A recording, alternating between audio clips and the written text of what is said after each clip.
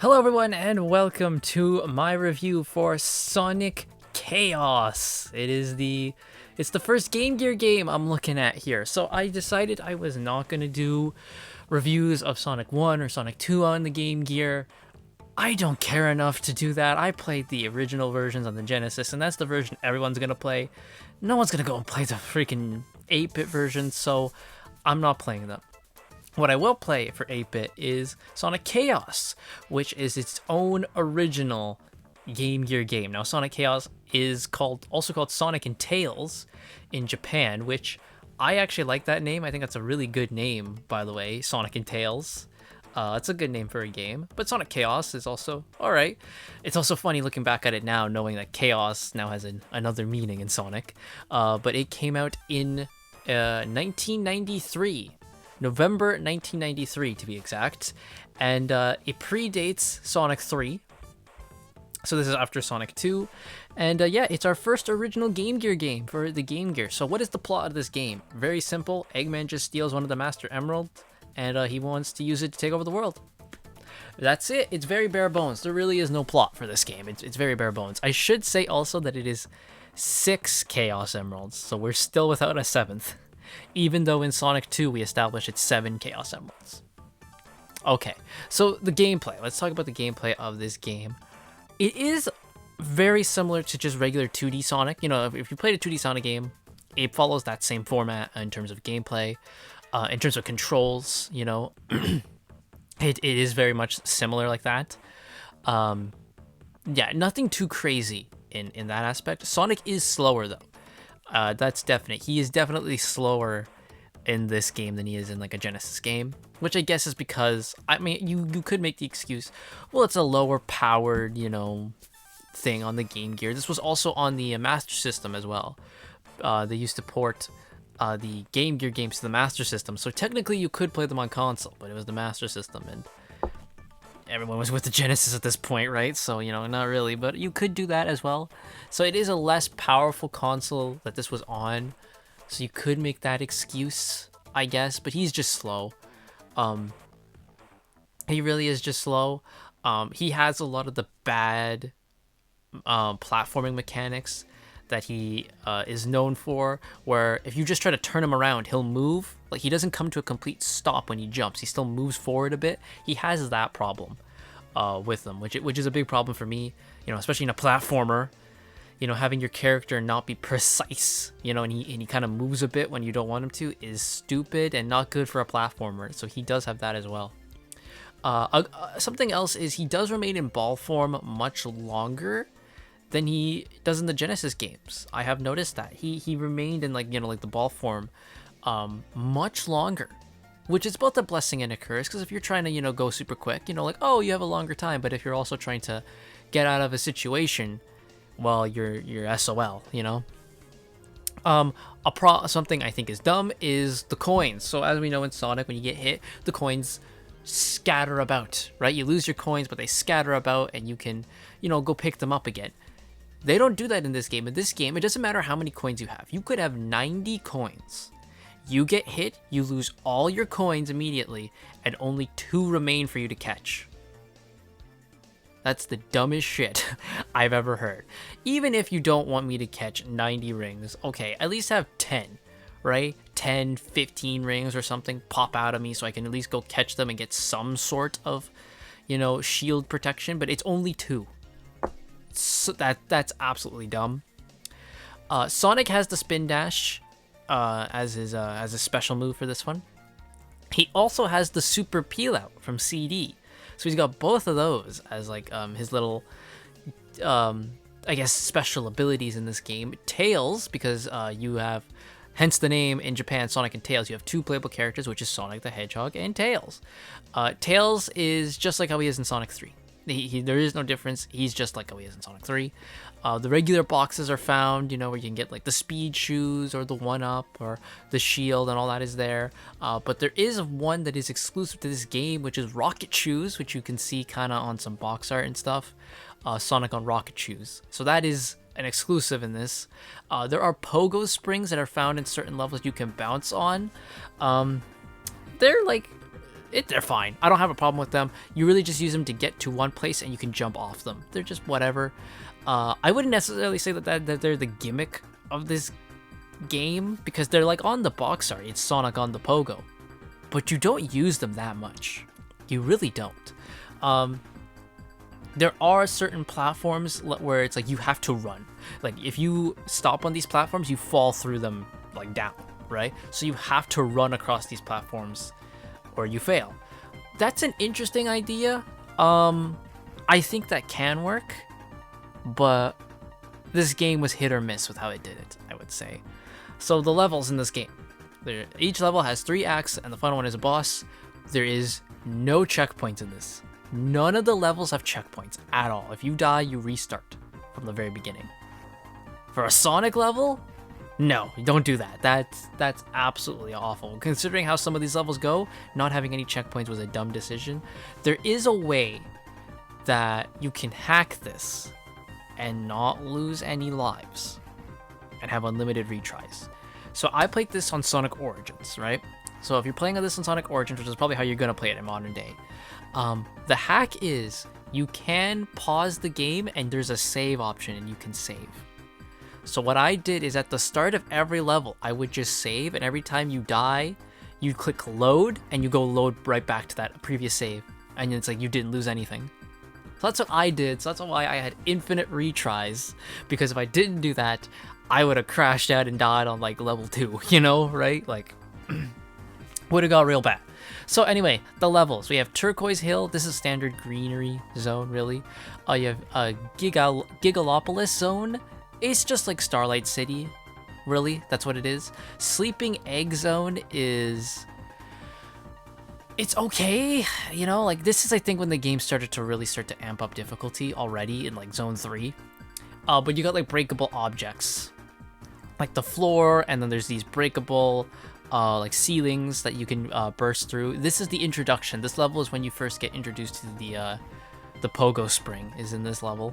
Mecha Green Hill, it's just like a industrial level. Like there's really nothing crazy about it. It's got a stupid part in it though that I will say I hated, which is, and this is part of another problem with the gameplay, is Sonic's animation when he gets hit lasts way too long. And it like throws him back like a fucking mile. It's crazy. So I got hit with some spikes, and Sonic bounced back like the animation. He bounced off the floor, kept bouncing until he fell down a pit. I shit you not. And I was like, "There's no goddamn way that just happened to me. Like there's no way that I just saw that happen." It was one of the most ridiculous things I've ever fucking seen in my life. Aqua Planet is the water level of this. You aren't underwater too much, so it's not that bad. And he's super slow underwater. Like, he normally is slow underwater, but, like, it's fucking bad here. And then Electric Egg. This is just, like... maybe this is where they got the inspiration for Death Egg for Sonic 3K.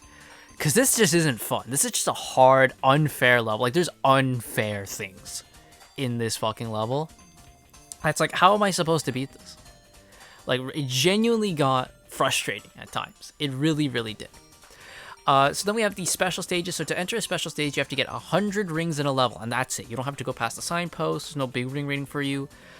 You just get 100 wings, and then you are teleported to the special stage, which is just an obstacle course. So you just have to do the obstacle course, beat it in a minute, and you get the Chaos Emerald. Once you exit the special stage, you are taken to the next act. So it acts like you finished whatever act you were on. It just takes you to the next one. Like, they give you a pass, essentially. They're fine. It's just like, whatever. Bosses. So the boss. We have Turquoise Hill is the Ladybug. Easy boss. It's got a spring on top of it. And what you have to do is you have to try and jump so you hit its head and not the spring. It's an easy starter boss. We have the Bead Worm. All you do is you just hit his head, and he's got like 3 spiky balls as his body, and he'll throw it at you, and you just gotta dodge him and hit his head a couple times. Then we have the Bouncy Boss Robot. Dude, I was like befuddled. I'm like, really? This is the third boss we're going with is this one? Because this is like genuinely a boss where I'm like, this is kind of hard for a 3rd level boss. So what he is he's just like this capsule that bounces and he shoots you at the same time as he bounces. Yeah, he got kind of hard for me. I'll be honest. He wasn't that fun of a time. Yeah, you really had to lock. Like I had to literally like start focusing, to beat him. Then we have the tree crawler boss. He's very simple. He's just got like, he's just gonna shoot like a couple of energy bolts at you. All you have to do is jump in between them and hit the top of him a couple times and he dies. Pretty simple boss, not too bad about that one. Spherobot is the boss for Aqua Planet. Crazy boss. So it just bounces around like a sphere, right? It will have like these. They're like these like cylinder type badniks that start the fight. So you have to beat all of them first. Then the cylinder boss comes out, and the way to beat him is you just hide behind him, and you can pretty easily beat him. And you just jump up and hit him. He does have a fake out where it looks like he explodes, and then he comes down, and then he starts firing at you, and you have to hit him one more time. Pretty simple. Then there's the Laser Walker, which is the final boss. This boss is fucking stupid. I kid you not, dude. I think this is one of the hardest Sonic bosses I've ever fought in my life. So what makes him so hard? Well, what the boss is, as you can see, is it's just Eggman on, like, you know, a little walker, and he shoots a laser at you, and you just gotta jump and hit him, right? Simple enough. It's simple enough in paper. On execution, because the problem is so many things. One, his big move is he ricochets his bolt at you. And it's like a 90% success it's gonna hit you, ricochet rate, right? So you're fucked there. He will block you, so it's like impossible to jump. I can't tell you how many times I tried to jump, and his fucking laser walker was so close to me that Sonic wouldn't jump and it counted as a hit. Like, that's fucking stupid. The hit points it takes to beat him is 17 hit points. For a boss like this, that's fucking absurd. Okay? I genuinely believe Laser Walker might be one of the toughest bosses in the Sonic franchise. And I say this after beating the Death Egg and Mecha Sonic 2-for-1 combo, right? Or beating the Death Egg robot in Sonic 3, having to do all that, right? I say this after beating all the Genesis games and all their bosses. This motherfucker is like too much. He's way too much. To the point where I quit, okay? If you saw it, I did not beat him. I just straight up quit because I was getting angry. And I'm like, man, I literally spent like 20 minutes fighting him. And I couldn't beat him. Couldn't beat him at all. So fucking dumb. It's such an like unfairly hard boss that it's like there's no point.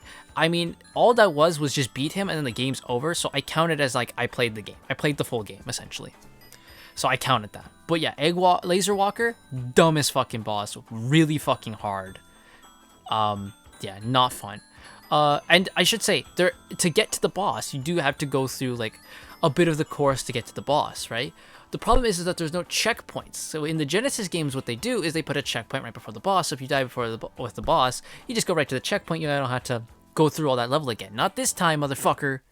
You gotta go through the whole course to get to the boss again. So that was monotonous when I died from a boss, and I have to keep doing the course again. And Electric Egg is the worst fucking one. Re-releases every time Sonic Chaos has been released. So it was in Sonic Adventure DX. You could unlock this game if you got 80 emblems. Then you could get this game. So Sonic Adventure DX did have a lot of games that were unlockable that you could play as in it, which is a lot of fun. It is in Sonic Mega Collection Plus for the PS2, GameCube, and PC. It was re-released on the Wii Virtual Console. That's pretty cool. It's in the Sonic PC Collection, and of course Sonic Origins where I played it. It is also in Yakuza Kiwami 3. They have multiple Game Gear games that are playable in Yakuza Kiwami 3, and this is one of them. So on the whole, what do I think? Well, foundationally, it is just a regular 2D Sonic game. It really is. I think a lot of the physics and gameplay is it's either standard or some of the worst 2D Sonic has to offer, right? Like that's really where we're at. It is not, I would say, like if I compare this to like, you know, like say we're comparing this to the Genesis games, right? Let's try and do that. Like say you're comparing this to the Genesis games, where would I put this? This is easily below the Genesis games for sure. Is it outright garbage? I wouldn't say so. I think some of the levels can be quite enjoyable. Once you get that hack, it kind of lessens like the whole like anxiety you have, which helps a lot. Yeah, I would say on the whole, Sonic Chaos, and this is like their first foray into Game Gear, right? In the 8-bit, full-on original 8-bit game. I would give it a 6 out of 10. Like, it's not the worst thing ever, right? But it has its problems. Like I said, physics-wise, where Sonic moves when you don't want him to, when you just want to, like, platform. Him moving a lot like that on its own is not good for just platforming. Some of the his physics when he gets hit and stuff like that is downright awful and just unfair at times. Some of the level design is not the best. There is a lot of just unfair things put in this game. And when it comes to the bosses, the Laser Walkers, the final boss, it's just like not fun at all. But I wouldn't say on the whole that this is just bad, right? I would say 6 out of 10. I think I'm gonna lower that, and we're gonna say 5.5 out of 10 is where this goes. So Sonic Chaos is gonna be 5.5 out of 10, is where I would put it. But that's it for me. This is a much shorter one than what we normally do because I don't go through any production for this one, and it was not that long of a game. So there we go. That's it for me. Let me know what you guys think if you played Sonic Chaos in the comments down below. I'll see you guys next time.